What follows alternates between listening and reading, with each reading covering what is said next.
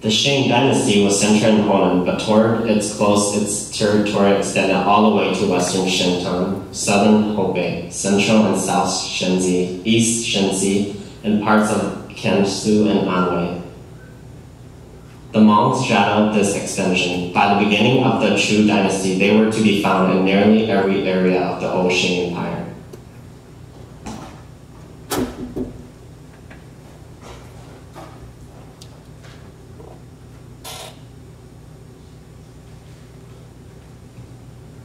The Chu maintained power on the frontier of garrisoning troops near trouble spots. To guarantee adequate food supplies, peasants from controlled areas were forced to resettle near frontier garrisons. Perhaps the Chu recalled Hmong courage and military prowess in battles with the old Shang armies and decided that only tough Hmong farmers would be expected to survive in the land of the White Wolf. If this was the intent, it backfired. The Hmong drifted into the mountains out of reach of the Chu garrisons. Fearing they might join other mountain tribes in a revolt, the Chinese sent mandarins to live among the Hmong to learn their ways and discover how they might be more easily governed. Few mandarins penetrated very far into Hmong territory, for the timid scholars feared the Hmong, who they believed to be more ferocious than the wild beasts of the region.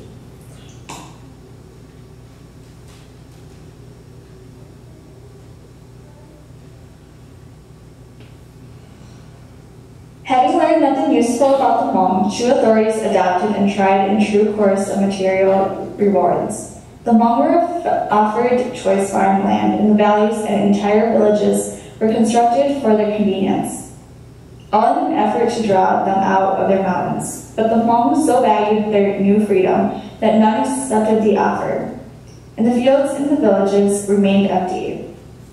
By 17th century BC, these same Hmong were joining forces with the Turks, Mongols, and semi-nomadic Tibetan tribes of the Wei River Basin in attacks on Chu garrisons.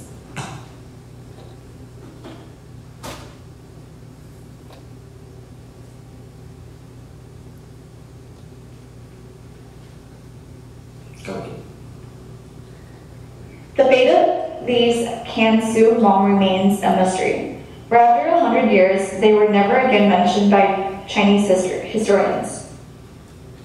The majority may have been absorbed by the expanding Chinese population well before the beginning of the Christian era. There is, however, one Chinese legend that relates that the Gansu Hmong eventually abandoned the area, followed the course of the Wei River into southern Sichuan, and from there entered Tibet, where presumably they continue to live today, hidden away in some distant mountain retreats.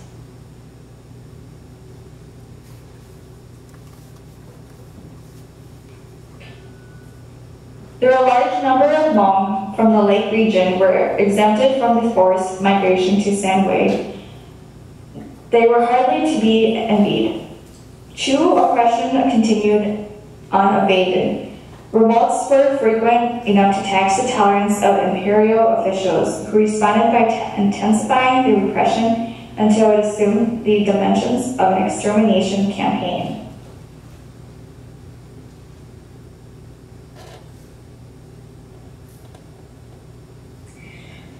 For a time, the Hmong held their own against the Chu and even enjoyed some early victories, but these were soon followed by a string of devastating defeats. In 826 BC, General Feng Chu engaged the Hmong with 300,000 troops and 3,000 war chariots. The Hmong did not have a chance. They held the field as long as possible and they retreated for their lives. Additional, though not so crushing, defeats followed. Soon the Hmong began to migrate from the area en masse. By one account, a number fled east, reached the ocean, and sailed to the South Seas. Others migrated into Jiangxi. Some moved south through Hunan into Guangxi, establishing settlements along the way. However, the great majority fled southwest into the highlands of Sichuan and Guichao, where they were beyond the reach of Chao. The Keilao and other Montagnards tried to drive the Hmong back across the Hunan Quechua border. Most of the Keilao were decimated.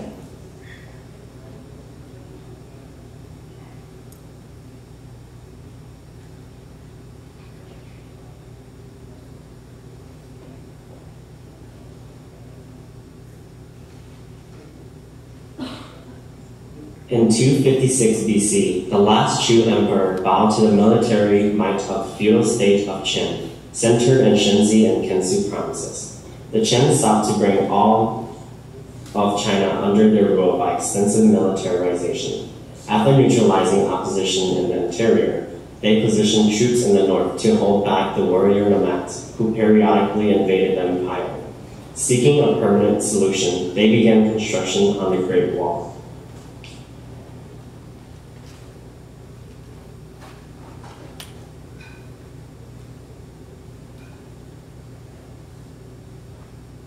Qin's success in pacifying the northern frontier enabled the Han dynasty to direct its attention south. By AD 25, Han troops were conducting operations as far south as Chi-Chen-An, an ancient kingdom that encompassed Guangxi province and Tonkin northern Vietnam. The expedition was led by General Ma Yun, who easily routed the Hmong of Guangxi, then pushed on to Tonkin, and where he enjoyed equal success against Vietnamese Montagnards and Guangxi Hmong, who had migrated into the region some years earlier. After a campaign of terror, Ma Yun erected a bronze column on the Tonkin border that bore the inscription, "All Tonkinese who pass this column will be known." To the Han, the column represented the southern limit of civilized world. For superstitious Tonkin tribesmen, ignorant of the meaning of column's inscription, the monument was received as a material manifestation of guardian spirit. They eventually surrounded the column with boulders to shelter it from the ravages of wind and rain, believing that as long as it stood, their people would flourish. Why did I know? 22 years after the Tonkin expedition, the Han sent another general, Lang Shen, to quell a Hmong uprising in southern Henan. According to the Chinese historian Yin Fu, this rebellion had ravaged the administrative districts in the region. Lang Shen drafted troops in the coast near the mouth of Yangtze River and sailed upstream to the lake region where he disembarked and set off for southern Henan, full of contempt for the Hmong whom Ma Yun had so easily defeated in Guangxi. His army encountered enormous difficulty penetrating Hmong territory.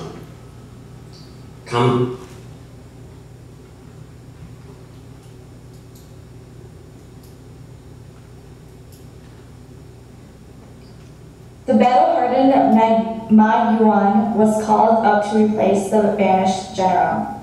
At the start of the campaign, had all the earmarks of a veritable rout. The Hmong were defeated in the open field and forced to withdraw, with the aged general dogging their retreat. Then Ma Yuan made the mistake of allowing himself to be closed up in a gorge, where 20,000 of his men were lost to sickness and he died himself. In retaliation, General Tu Cheng was sent not to engage the Hmong in battle, but to attack defenseless towns and villages. Unarmed civilians were killed, homes burned to the ground, and everything of any value pillaged. The savagery continued on and on for another 3 years until the Han Emperor Lu Su finally deemed the territory pacified.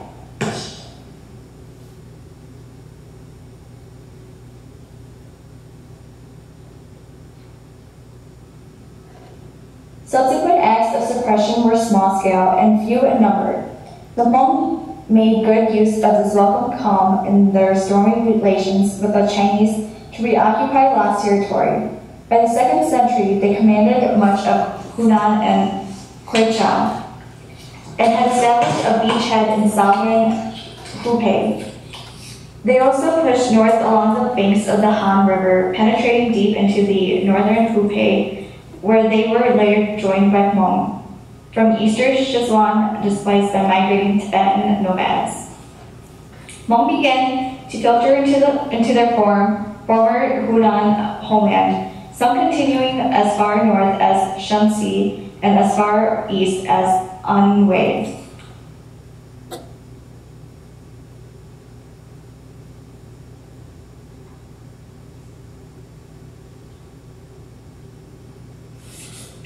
By the middle of the 6th century, even the Chinese were forced to concede the existence of a Hmong kingdom which, in one form or another, had been functioning since the beginning of the 5th century. The kingdom had evolved from a loose federation of tribes into a hereditary monarchy.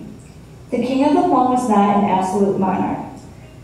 The independent, spirited Hmong would never tolerate anyone, and especially a Hmong, exercising absolute power over them. In fact, the office of king was to some degree elective.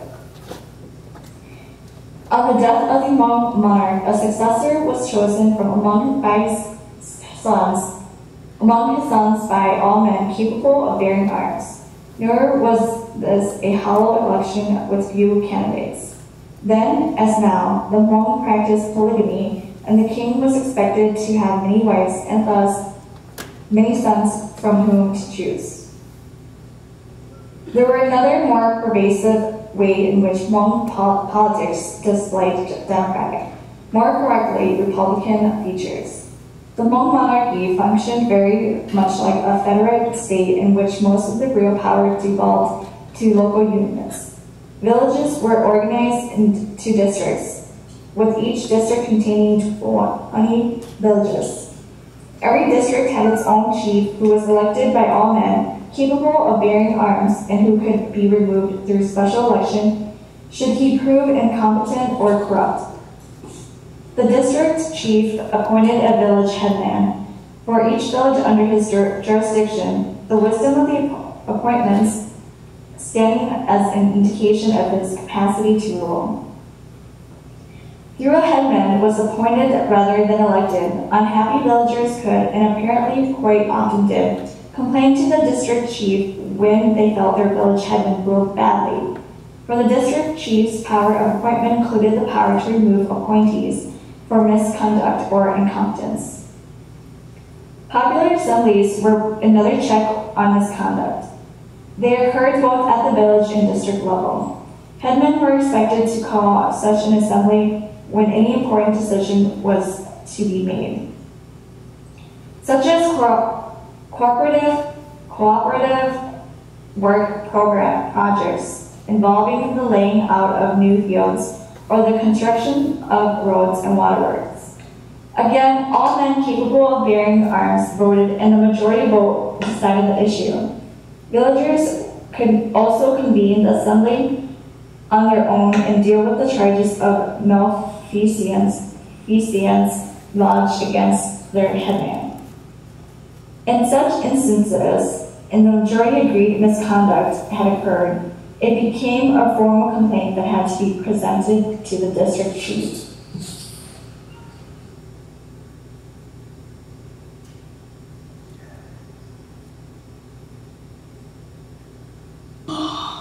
Popular assemblies were also convened at the district level for deciding important issues affecting the welfare of the district. As at the village level, this might involve issues such as the building and maintenance of roads and waterworks, but it might also include issues left off the village agenda, like the time and place of the most important Hmong communal religious celebration, the New Year Festival. This high level of participation in politics meant that most important political issues were decided at the local level.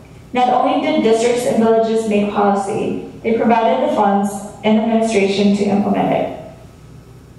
Consequently, though issues of national defense were decided by the king, his power to decide was severely limited by the need for consensus at the local level for implementing decisions once they were made. It was the right of each district to determine through its popular assembly the extent of its contribution in soldiers, arms, and supplies to the enterprise. The king's dependence on the voluntary support of hundreds of popular assemblies functioned as a serious constraint on military adventurism. Despite the ill-deserved reputation for bellicosity the Chinese had given the Hmong, they were then, as they are now, a peace-loving people, slow to anger and even slower to fight unless forced to do so out of desperation. If, however, their lives or freedom are in danger, they will quickly rally around a leader to defeat their enemies. The Hmong king could therefore count on popular support if the realm was truly threatened, but not otherwise. The Hmong legal system was also administrated at the local level. While accustomed to governing crimes and their penalties, the determination of guilt or innocence was left to the village. Should any party find the decision wanting in wisdom, the verdict could always be appealed to the district chief, or even a popular assembly. Though to prevent frivolous meetings, the person who requested such an assembly had to provide food and lodging for all who attended.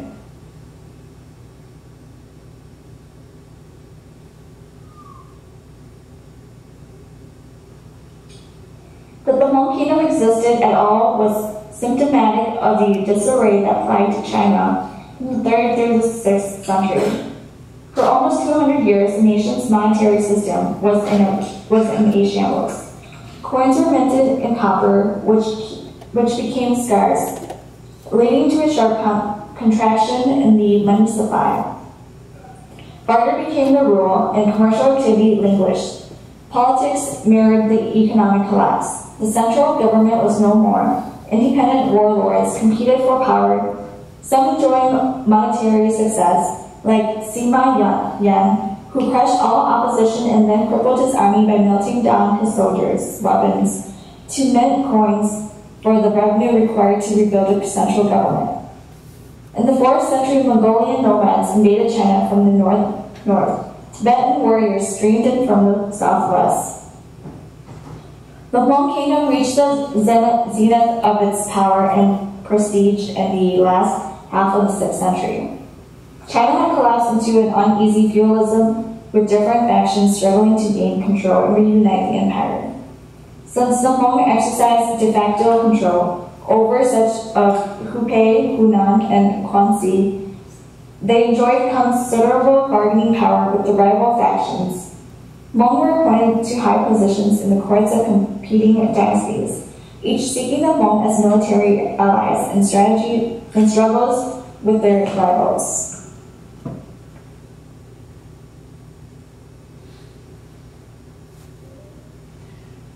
This political leverage evaporated in 618 when Li Yu captured the throne and established the Tang dynasty. The Tang launched a campaign to reconquer all territories lost to the Hmong.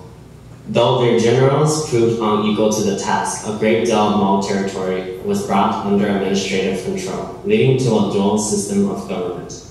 Local matters were left for the Hmong to decide as they wished, but taxes had to be paid to the empire, and Chinese living in Hmong territory were subject only to Chinese law.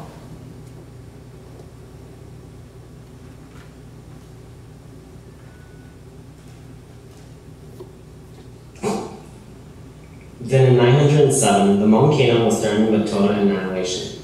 The Chinese adventurer Ma Ying led a rebel army and annexed most of Hunan as an independent state of Chu. The Hmong rose up against him and were devastated. Though Ma Ying's army was eventually overwhelmed by imperial forces, the military might of the Hmong was at an end. Within 50 years of the Song dynasty launched a series of campaigns to bring Hubei and Hunan under tight control. During fighting, the Hmong king and all of his generals perished.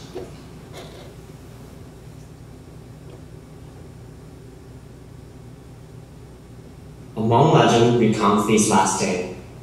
Shuku Tuaha ruled over the Hmong. Old and weary of war, he was in the field with his armies to face the Chinese invaders. The Hmong put up with a fierce resistance against insurmountable odds. Had it not been for the king's only daughter, Gao Sheng, the Song would have had an easy victory.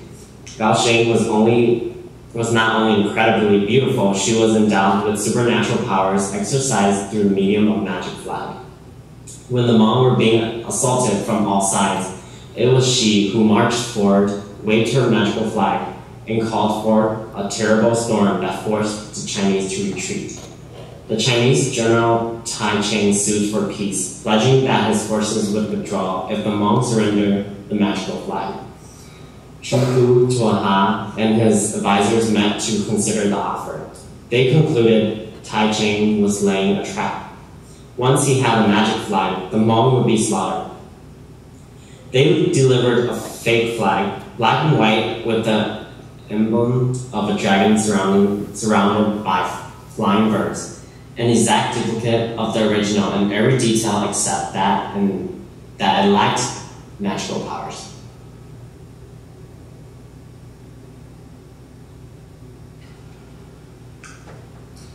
Tai Cheng delivered the flag to the emperor, who tested its authenticity by casting it into flames, for it was rumored that the magic flag could not be burned. The flames consumed the flag, and Tai Cheng was placed under arrest and condemned to death.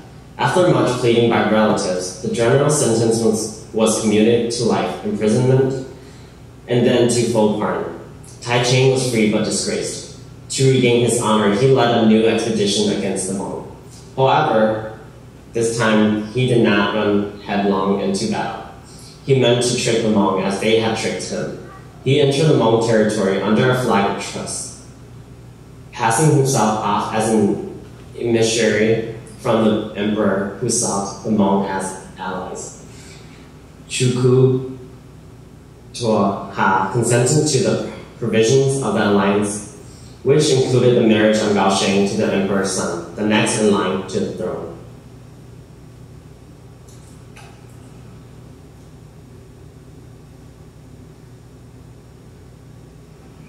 Chuku Tuaha delivered his daughter to the Chinese, but she refused to go through with the marriage. Gao Sheng was imprisoned and tortured, yet still refused to consent. Weak and ill, she soon died. The Hmong still possessed her magic flag, but without Gao Sheng, it was useless. Tai Cheng quickly defeated the Hmong, killed Chuku Tuaha, and drove the Hmong out of their kingdom. The fall of the Great Kingdom was a major turning point in Hmong history. It was the end of their golden age. In time, the Hmong would have other kings called Gyatong, or Little King, but none would ever exercise substantial power or rule over all the Hmong.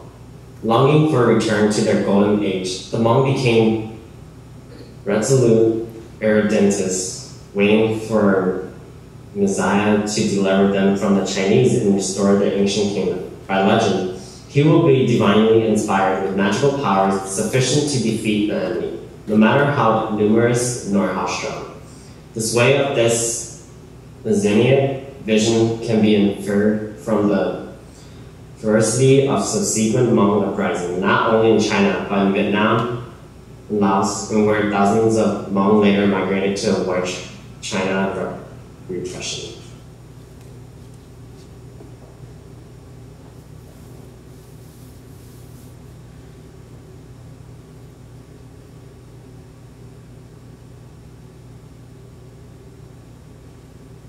The Sun Campaign to destroy the Hmong Kingdom was part of a larger campaign to subdue all ethnic minorities in China.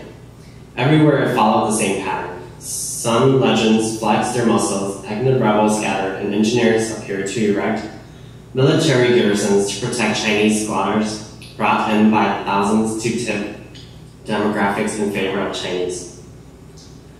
Hunkered down in the ruins of their lost kingdom, the Hmong could fight or flee. Most fled, migrating west into Qichao and Sichuan. A smaller number marched southwest into Kanzi and Kuantan. Dispersed and powerless, the Hmong were once again a tribal people, linked by shared language, customs, but isolated geographically into separate groups. Hmong legend claims that present-day Hmong tribes were invented by the Chinese after the collapse of the Hmong kingdom. The Chinese ordered the Hmong to wear clothes of different colors. Some were required to wear black cloth and were called a black Hmong. Those who used white cloth were called a white Hmong. This is the origin of 5 principal Hmong tribes in China today: white, black, flowery, red, and blue. The explanation for this strange policy is that the Chinese hoped such distinction would eventually lead to actual division among the Hmong, making unified action difficult. It never came to pass. Their tribes have never been as important to the Hmong as their clans, which bind all Hmong to past generations through patrilineal descent. As with their tribes, the origin of Hmong clans is something of a mystery, though legend attests there were originally between 8 and 12 bearing Chinese names. Whatever their origin, from the 10th century on, clan affiliation grew in importance, creating mutual rights and obligations enjoyed or owed to members of the same clan. While this created divided loyalties, it never fully inhibited joint action against a common enemy or put an end to Hmong rebellions.